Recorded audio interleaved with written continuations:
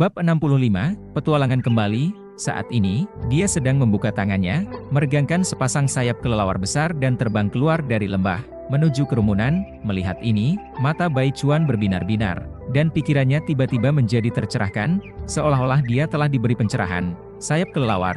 Tiba-tiba, dia hanya berpikir bahwa terbang membutuhkan sayap burung, tetapi dia lupa bahwa di antara hewan-hewan terbang, selain burung, ada juga kelelawar, dan dibandingkan dengan burung, mungkin sayap kelelawar lebih cocok untuknya. Dia adalah ular. Jika dia telah berevolusi menjadi sayap berbulu seperti burung, mungkin dia akan berpisah dengan dunia bawah air. Ini akan bertentangan dengan tujuannya untuk pergi ke laut sekarang. Setelah semua, sayap burung semuanya berupa bulu, dan mereka mudah basah begitu berada di dalam air, dan mustahil, atau sangat sulit, bagi sayap yang basah untuk terbang lagi. Tapi jika itu adalah sayap kelelawar, jenis membran daging yang penuh dengan sayap yang dapat direntangkan, bahkan jika basah, asalkan dia merentangkannya dan mengetuknya dengan lembut, dia dapat dengan cepat mengeringkan tetesan air.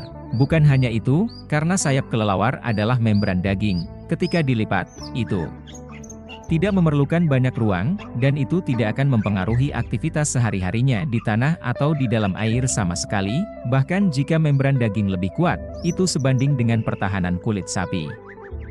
Ini bahkan dapat membungkus vital bagian atas tubuh ularnya sambil mengembalikan sayapnya. Belum lagi, ada kemampuan yang sangat curang dalam kemampuan kelelawar. Penentuan ultrasonik. Ini adalah sistem penentuan yang lebih akurat daripada radar di kehidupan sebelumnya. Dalam kata lain, radar diilhami oleh kemampuan makhluk ini. Saat ini Bai Chuan sangat terkejut. Di bawah sana, tidak lama kemudian, pria dengan sayap kelelawar juga mendarat di depan kelompok orang, dan kelompok orang tidak menunjukkan kelainan apapun. Jelas mereka sudah saling kenal. Sangat disayangkan bahwa Bai Chuan terlalu jauh dari sana, sehingga dia tidak bisa mendengar apa yang mereka bicarakan. Dia meludahkan inti ularnya dan melihat situasi di lembah. Jadi sebaiknya dia pergi dan melihat. Tidak perlu dikatakan, dia pasti akan turun. Apalagi, kelelawar saja sudah cukup untuk mengambil risiko. Kelelawar liar adalah hewan langka yang sulit ditemui. Mereka menempati puncak berbagai gua tersembunyi pada siang hari dan hanya melakukan perjalanan pada malam hari. Dan dia, Bai Chuan, keluar saat siang hari dan bersembunyi pada malam hari, sepenuhnya bertentangan dengan rutinitas mereka. Jadi dia telah tinggal di hutan begitu lama, dan dia belum pernah melihat kelelawar. Terkadang dia melakukan perjalanan pada malam hari, tetapi dia belum pernah mengalaminya, karena penglihatan malamnya tidak baik dan dia hanya bisa mengandalkan induksi panas. Dan orang-orang itu terbang terlalu cepat. Kadang-kadang mereka mungkin terbang di atas kepalanya, dan dia bahkan tidak tahu. Sekarang bahwa pria di bawah bisa tumbuh sayap kelelawar, tidak perlu dikatakan lagi. Menurut model kemampuan Zhang Bolt sebelumnya, tidak mengherankan jika pria ini seharusnya hampir sama dengan cara ini. Pasti ada kelelawar di dekatnya, dan melihat bahwa lingkungan di sini sangat tersembunyi dan besar, bisa dikatakan sebagai pemukiman manusia yang cukup besar. Selain itu, saat pria itu terbang keluar tadi, dia menggantung di dalam rumah di udara dari lembah, dan masih ada banyak rumah seperti itu. Dari sudut pandang ini, mungkin ini masih tempat berkumpulnya kekuatan geng besar. Seseorang yang dapat bertahan dalam lingkungan yang begitu terpencil dan keras masih dapat membentuk kekuatan yang begitu besar. Ini sangat penting. Ada kemungkinan besar bahwa ada binatang aneh seperti ulat sutra es di sini, dan jenis binatang aneh ini kemungkinan besar berkaitan erat dengan kelelawar.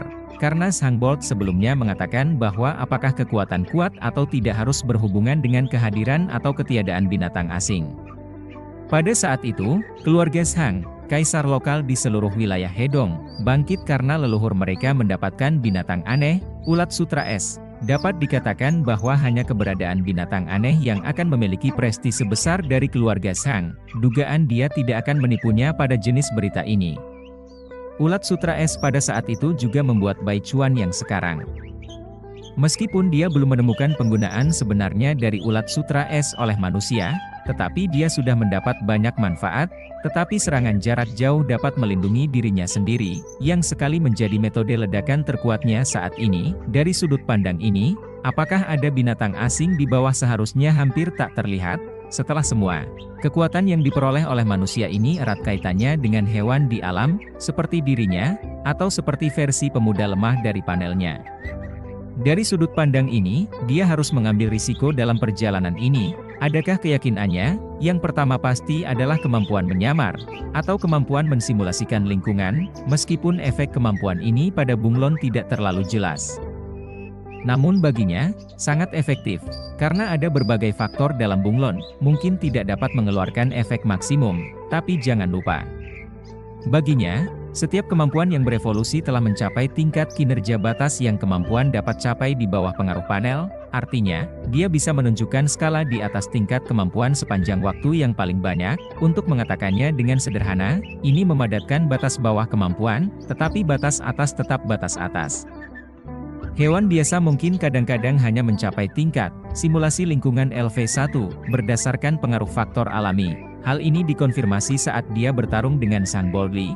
Harus diketahui bahwa ketika bertarung dengan murid dari aliran terkenal seperti Sang Bold, ketidakterlihatannya tidak langsung ditembus olehnya. Anda bisa membayangkan efek kuat dari kemampuan ini. Alasan dibalik terlihat adalah hanya karena dia menggunakan terlalu banyak dan belum banyak bersembunyi. Selain itu, lingkungan saat itu berada di bawah matahari, jadi terungkap oleh bayangan di bawah matahari. Tapi sekarang, Bai Chuan melirik, bahkan saat siang hari, lembah penuh kabut lebat dan bayangan. Ditambah berbagai rumah tersebar di udara, di tanah, dan di dinding batu, benar-benar memungkinkan untuk menyembunyikannya dengan baik, dan dengan perhitungan matematis dan perhitungan tanpa disengaja, ada kemungkinan besar itu akan dimungkinkan. Adapun penempatan ultrasonik dari kelelawar, bukan karena Bai Chuan meremehkan mereka, tetapi bahwa di lembah, selain beberapa yang bisa terbang, sebagian besar masih tinggal di tanah atau di dinding batu, jadi Bai Chuan tidak percaya bahwa mereka semua memiliki kemampuan ini.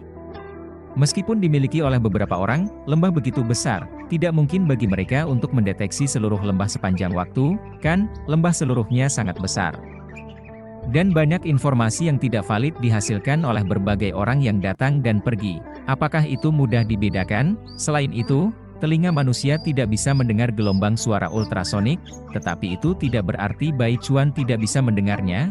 Jangan berpikir bahwa dua benjolan di kepalanya adalah hiasan, selama itu adalah suara, dan dalam radius 100 meter dari dia sebagai pusat, dia bisa mendengarnya. Tentu saja, Anda tidak dapat berbicara terlalu banyak, efek ini akan muncul lebih atau kurang ketika berada di bawah air dan di bawah tanah.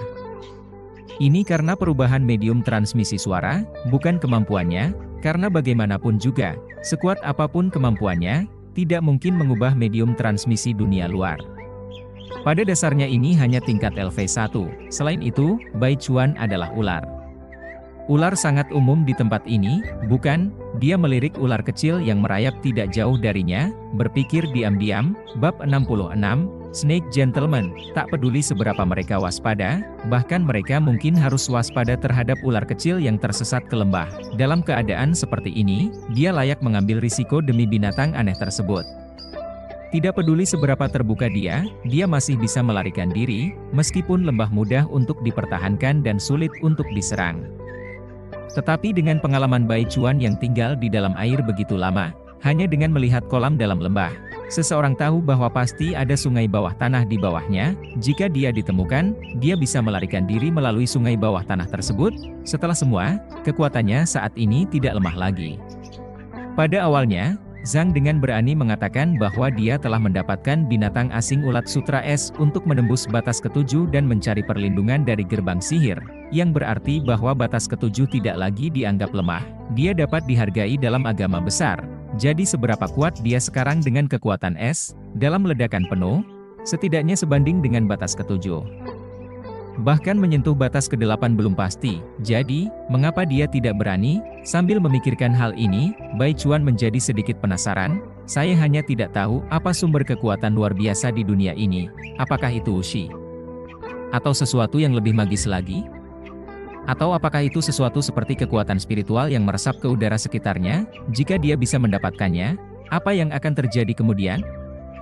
Membuat berbagai macam binatang asing kuat dalam jumlah besar, merampas kemampuan mereka dan memberikannya kepada dirimu sendiri? Atau kemampuan khusus yang dibuat khusus untuk itu? Memikirkan hal itu membuat saya bersemangat. Sayangnya, hanya untuk mencapai ini mungkin memerlukan sedikit kekuatan, seperti kekuatan yang dapat menghancurkan dinasti. Menggelengkan kepala, Bai Chuan tidak memikirkan lebih lanjut. dia meludahkan inti ularnya, dan dengan bantuan ekor yang fleksibel, dia terus merayap di antara pohon-pohon besar berdaun. Setengah jam kemudian, dia melingkar ke lembah seperti tali yang tebal dan panjang. Tanpa membuat suara, dia mendarat dengan ringan di tanah, lalu diam-diam menyentuh batu besar. Dia tetap tak terlihat selama seluruh proses ini. Dia melihat rumah-rumah yang tersusun rapi di sekitarnya, dan akhirnya melihat aula mewah yang membentang ke bagian terdalam dan tertinggi seperti lapisan panggung. Tidak ada kejutan, jika ada kemungkinan binatang asing, maka ada kemungkinan terbesar, tentu saja. Prioritas utamanya dalam proses ini adalah menemukan kelelawar terlebih dahulu. Tidak masalah apakah itu biasa atau binatang aneh, model kemampuannya hanya nyata jika Anda memegangnya di tangan Anda sendiri. Adapun masa depan, tergantung pada situasi. Putuskan apakah akan terus mengambil risiko untuk memeriksa kelelawar binatang. Selain itu, Anda mungkin tidak bisa mendapatkannya jika Anda memeriksanya. Setelah semua, kekuatan binatang aneh itu tidak lemah, kecuali keadaan mereka di bawah kendali, maka Bai Chuan mungkin akan memotong sepotong dagingnya secara paksa, dan bersembunyi di bawah kolam dingin untuk menunggu model dipindai. Pada saat itu, jika dia seperti ulat sutra es lagi, dia dapat kembali bersaing dengan itu untuk kekuatan setelah dia berevolusi. Namun, semua ini hanya bisa dikatakan sebagai situasi yang paling ideal bagi Bai Chuan, dan tidak ada yang bisa memastikan apakah akan ada kecelakaan dalam realitas yang berubah. Jadi bahkan jika Anda akhirnya tidak bertemu dengan kelelawar asing, itu tidak masalah besar. Setidaknya bukan kegagalan. Sambil memikirkan hal itu, Bai Chuan melihat-lihat, dan melihat bahwa tidak ada yang datang dan pergi.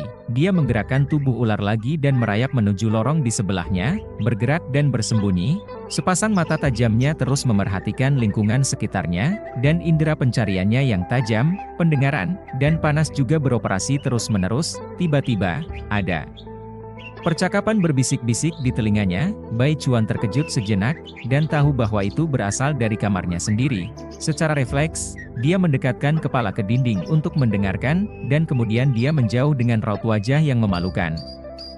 Dan mata ular tajamnya agak pusing pada saat itu. Jelas, adegan baru saja berdampak terlalu besar padanya. Ahem, Anda tidak bisa mendengarkan rahasia di kamar orang lain? Apakah dia seorang pria ular seperti ular itu? Dia menghindari rumah dan memanjat jauh lagi. Kali ini, mungkin dia telah menemukan target yang tepat. Sebelum ular mendekat, dia mencium bau kuat dari bahan obat, dicampur dengan bau daging dan darah berbagai hewan. Tiba-tiba, memberikan Bai Chuan rasa aneh yang terasa. Manis dan mual. Manis adalah bau amis, dan mual adalah bau bahan obat.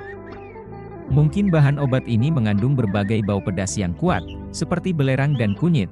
Segera, Bai Chuan mengerti bahwa tempat ini entah itu apotek atau rumah sakit.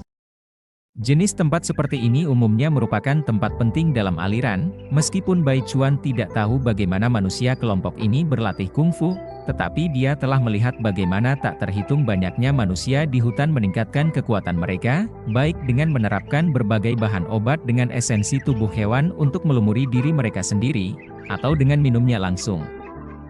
Mungkin, dia akan menemukan apa yang dia butuhkan. Bai Chuan menahan kegembiraan di hatinya, merasakannya ke kiri dan kanan, dan tidak menemukan siapapun. Lalu dia mendekati dengan diam-diam dan mendengarkan dengan saksama, dan tiba-tiba ada suara pukulan obat yang berirama, bersama dengan suara batu penggiling yang berputar dan suara buku yang dibalikan. Hanya ada 3 orang, dia ingin masuk sekarang, tetapi Bai Chuan tenang. Ini adalah markas manusia, jadi dia tidak bisa bersikap impulsif. Dia menunggu dengan sabar. Saya tidak tahu berapa lama yang telah berlalu. Bai Chuan jarang menunggu dengan sabar seperti ini. Tiba-tiba, ada suara berlari terburu-buru, kemudian saya melihat seorang gadis yang belum matang berlari ke arahnya. Setelah berbicara dalam bisikan beberapa kali, seorang kakek-kakek dalam kain karung keluar. Dia membawa kotak kayu yang penuh dengan bau obat, diikuti oleh 2 penggiling obat, yang terus mengoceh sesuatu dan pergi. Bai Chuan hampir tidak bisa mengartikan beberapa kata seperti, istana, kosong, diracuni, tapi istana, tanpa alasan. Bai Chuan tiba-tiba teringat pada kelompok orang saat itu, dan agak tidak yakin. Berapa banyak dari mereka yang dia kenal? Apakah mengikuti Zhang dengan berani untuk mengenali jejaknya? Atau pergi langsung ke Zhang Bolt? Setelah semua, pria tampan yang disebut Yao Shen mengatakan bahwa dia datang untuk Zhang Bolt, mengklaim bahwa dia memusnahkan seluruh desa untuk menembus batas. Dan dia datang untuk membunuh atas nama pemburu iblis. Dia tidak terlalu memperhatikannya, dia masuk saat tidak ada orang di sekitarnya. Segera setelah dia masuk, dia melihat anggota tubuh hewan yang ditempatkan secara acak di dalam, dan matanya bersinar setelah mencari sebentar, potongan jeruk kelelawar yang dipotong setengah. Dia mengulurkan cakarnya untuk meraih salah satunya, tetapi dia berhenti di tengah jalan. Mungkin dia seharusnya mencarinya lagi. Pemilihan ini terlalu jelas. Dia perlu mencari yang lebih tersembunyi, lebih baik ditempatkan dalam kelompok, dan yang kurang satu atau dua tidak akan terlalu jelas. Jadi dia menghentikan apa yang dia lakukan, dan pertama-tama condong dan meludahkan inti ularnya untuk menangkap molekul bau dari kelelawar. Kemudian mengangkat bagian depan tubuhnya, melihat-lihat dan mencari. Tidak lama kemudian, dia menemukan tempat di mana bahan obat dikonsentrasikan lagi. Melihat ini, Bai Chuan tidak ragu, dan langsung meraih salah satu dari mereka, setelah mendapatkan targetnya. Bai Chuan tidak memedulikan yang lain dan ingin pergi. Pada saat ini, sebuah kecelakaan terjadi. Bab 67, Rahasia. Siap untuk pergi. Tidak terduga, begitu dia merayap ke pintu, dia menemukan seorang pria tinggi dengan tubuh bagian atas telanjang, dengan baju besi keras yang menjulang dari depan dan belakang. Terburu-buru dengan cemas membawa seorang bocah dengan benjolan yang tidak wajar di lengannya, diikuti dengan cermat oleh seorang wanita cantik dengan postur kerdil. Baiklah, tampaknya dia datang pada waktu yang tidak tepat. Bai Chuan mengeluh dalam hati, dan perlahan-lahan mundur. Sejenak, sisik di seluruh tubuhnya menutup rapat seluruh tubuhnya, untuk mengurangi kebocoran bau tubuhnya sendiri. Ini persis kemampuan untuk menahan napas yang dia kembangkan sebelumnya, yang dapat mengurangi kebocoran bau tubuhnya sendiri. Tentu saja, efeknya sangat jelas karena dia membersihkan dirinya dari waktu ke waktu, lalu dia menemukan sudut tersembunyi dan menggulungnya. Untungnya, ruangan itu cukup besar, jika tidak akan sulit baginya untuk menyembunyikan ular berukuran 7 meter. Saat ini, dia sepenuhnya menghilang di dalam rumah. Dr. Tang. Dr. Tang. Pria itu berteriak dengan gopoh begitu dia masuk, tetapi sekarang tidak ada tanggapan. Dia menghentakkan kakinya cemas, memberikan perintah kepada wanita yang sama cemasnya di belakangnya, dan bergegas keluar pintu. Sejenak, hanya seorang anak yang tak sadarkan diri dan seorang wanita kerdil yang ditinggalkan. Ada yang tidak beres. Melihat adegan ini, Bai Chuan menelan inti ularnya dengan diam-diam. Sejak masuk lembah ini, dia menemukan bahwa orang-orang di sini agak aneh, masing-masing dari mereka adalah orang pendek dan kekanakan seolah-olah menderita kerdil, atau seperti orang besar dengan bagian atas tubuhnya terbuka, dengan baju besi hitam yang muncul dari depan dan belakang tubuhnya. Tidak ada orang normal di sini? Atau apakah mereka berlatih kungfu untuk menciptakan adegan ini? Lupakan saja, bukan urusannya. Bai Chuan menggelengkan kepalanya dengan diam-diam, tidak akan mengejar masalah ini. Bagaimanapun juga, tidak ada dari manusia kuat yang pernah dia lihat sebelumnya yang normal. Sambil melihat kelelawar kering yang telah diolah dicakar, seharusnya tidak apa-apa baginya untuk memakan kelelawar kering ini yang bisa digunakan sebagai obat, bukan?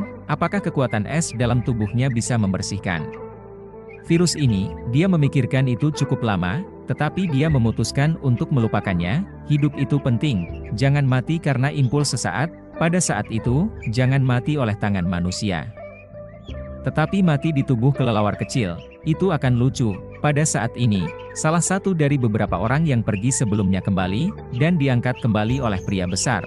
Tapi melihat ekspresi pria terakhir tenang, dan tidak pernah berjuang, saya pikir dia seharusnya terbiasa. Setelah pria besar meletakkannya, dia menarik kotak keluar dari rumah dengan cekatan, mengeluarkan beberapa botol bubuk obat kecil dan salep, dan berjongkok di samping anak yang tidak sadarkan diri.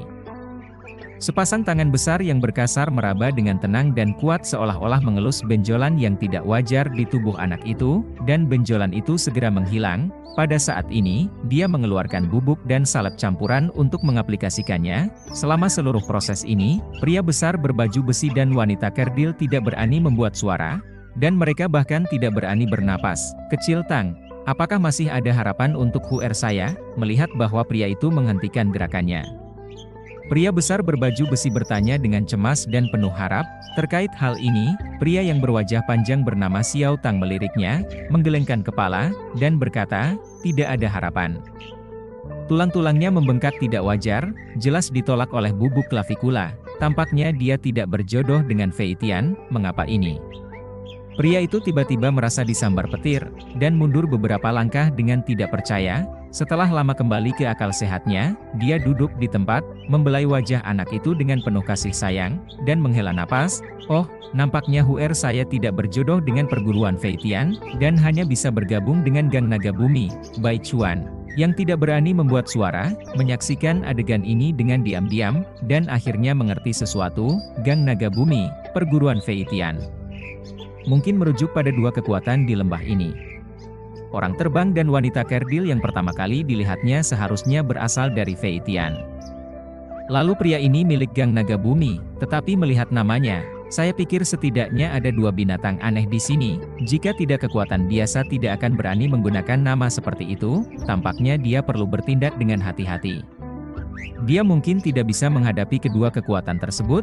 Bai Chuan dengan diam-diam mengabaikan gagasan untuk memeriksa lembah lebih dalam, satu darat dan satu langit, bahkan naga bumi adalah buaya, dan seharusnya mahir dalam air.